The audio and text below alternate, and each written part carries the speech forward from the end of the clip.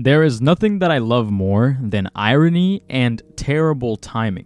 And right now at the top of my list of both irony and terrible timing is a well-beloved company, or a company that used to be beloved, that a lot of us know for some great games such as Halo Combat Evolved, through Reach, and Destiny 1 and 2. Some of you may be wondering, what's the big deal with Bungie anyways? I haven't heard of that company in years, because a lot of people, myself included, have stopped caring about Bungie for a long time now, but I sure love their games, but not everyone does. Destiny is a game series that mainly, I think, keeps Bungie afloat in earnings by maintaining a somewhat loyal player base, while attempting to get new players into the game by having a live service system that always introduces something new.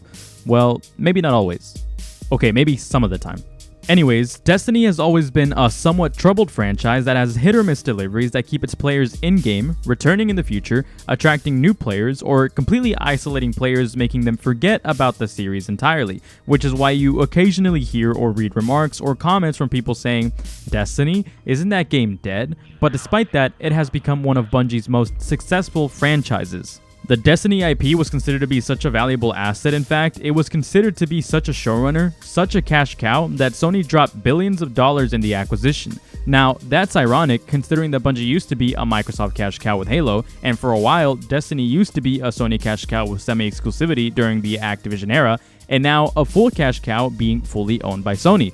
And now that we are talking about the Sony acquisition of Bungie and irony in the same sentences, allow me to show you this image. So this article right here reads as, "Bungie leadership assures employees Sony deal will not result in layoffs." For those of you who haven't heard the news or may have guessed, yes, the complete opposite happened. Bungie is currently going through some massive, and I mean completely implosive levels of internal bleeding right now. And honestly, it is not looking good. A few days ago, news broke on Twitter that an undisclosed number of employees were laid off, and we found out in possibly one of the most disheartening ways possible. Many prominent and talented employees in the company spoke up on Twitter about their saddening dismissal, stating that they had been immediately terminated completely by surprise, and in one of these cases, a community manager that was let go explained their fear and dread of being let off literally hours before it was confirmed she was one of the people to be let go. And her situation doesn't really get much better, as she goes on to explain since her husband was let off, on top of health issues in her life, she will now be struggling to keep herself afloat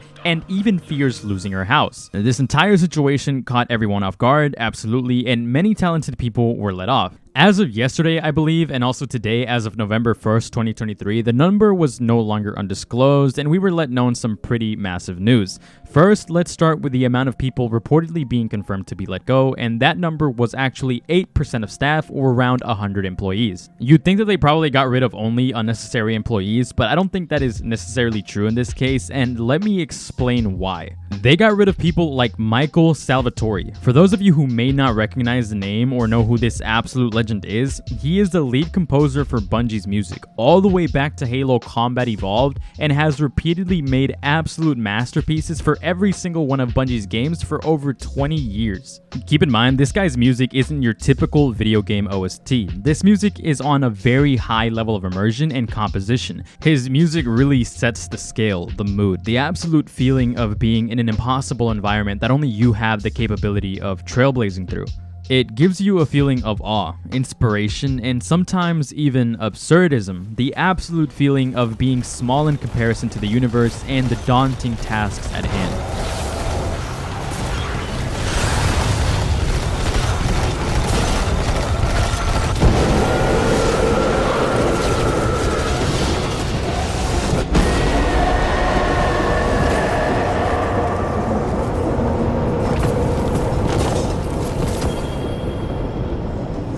Now, I know I went on a little bit of a tangent there, went off into Yappersville, but it's for a reason, because I really want to emphasize just how much of a slap on the face these layoffs and business decisions really have been for Bungie as a whole and its main product, Destiny. Bungie has been on a downward spiral for a while. Things have been pretty sour in this company for several years. We have been seeing the struggles in quality since as early as the launch of Destiny 2, with almost game-killing DLCs such as Curse of Osiris, and even neck-breaking ups and downs such such as Forsaken and Shadowkeep and blah blah blah blah blah. There's a fuck ton of seasons and DLCs in this game.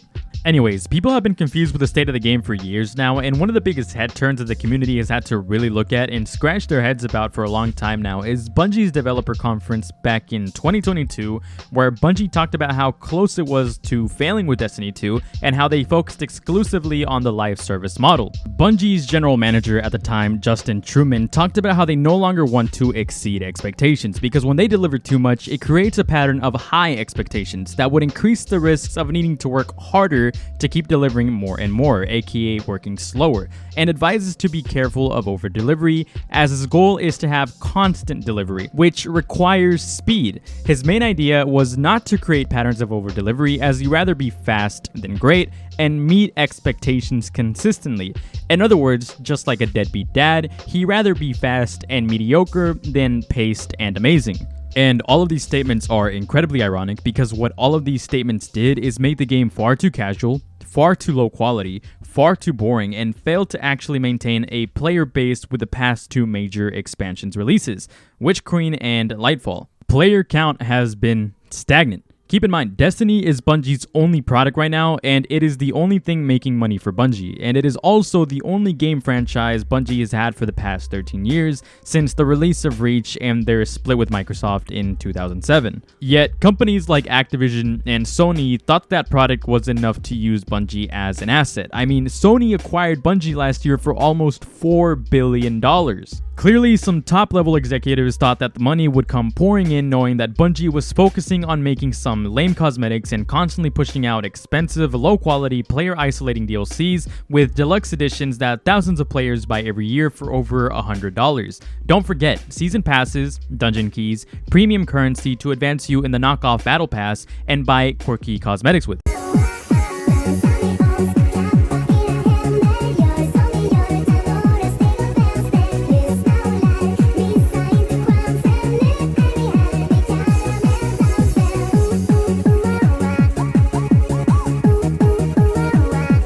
Oh wait, I actually forgot that over half of the things introduced in new DLCs are just reused assets and mechanics anyways. Oh, and I also forgot to mention the reissuing of the same exact things we got years ago that was removed only for us to pay for again in the future. Surely that didn't turn away a lot of players. Surely none of these fast-paced decisions and productions actually lead to a decline of player retention and in correlation lower profits. Surely all of these plans and decisions were supposed to bring in boats of money every year from your air quotes loyal audience by just pumping out mid. I hate to keep using the word ironic or irony because I have more than likely butchered it to death, but alongside the layoffs we saw at Bungie recently, we also saw the impromptu announcement of massive delays in not only Destiny's climactic end-all be-all DLC, where the truth will be revealed, but their newest release, Marathon, was also delayed until 2025. Not only did we see all of that, but ironically, we also may have seen the reason as to why all of this is happening. It has also been reported that Bungie has actually been plummeting in its projected revenue, and astronomically, or should I say geologically? Anyways, Bungie's revenue was a floor level 45% lower than projected. They missed the mark heavily. That is actually such a stagnating number. Hell, even being 5% lower when it comes to numbers in business like this would get several people cut.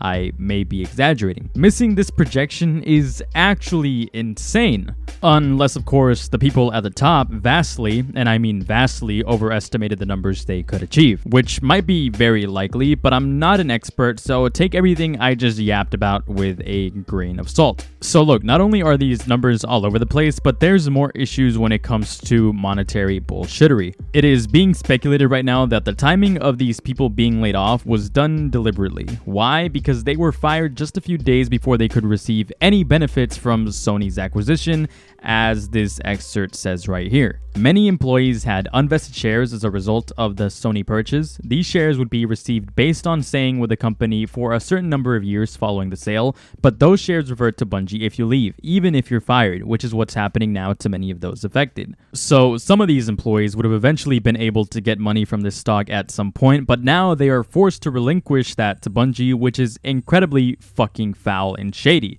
Not just that, but they were released also right before the end of the month to avoid paying additional coverage on their benefits, as firing them even a day later would be additional coverage being paid. This entire situation fucking reeks, man. It's incredibly disheartening to see so many people being laid off a company that they have spent years and some even decades with because they were passionate about the things they do and because they love the projects they worked on. You can tell behind the shit show that is Destiny, there is a lot of love and care for it. Also, apparently, according to IGN, employees were aware that the reception and state of Destiny 2 was abysmally low and that they had reported these issues to leadership for months prior to these layoffs, going as far as begging for changes that would win players back. If this is true, and not just blowing smoke, which I doubt, this means that there were people who actually cared, and there are still people at Bungie who care, that are being limited by the company.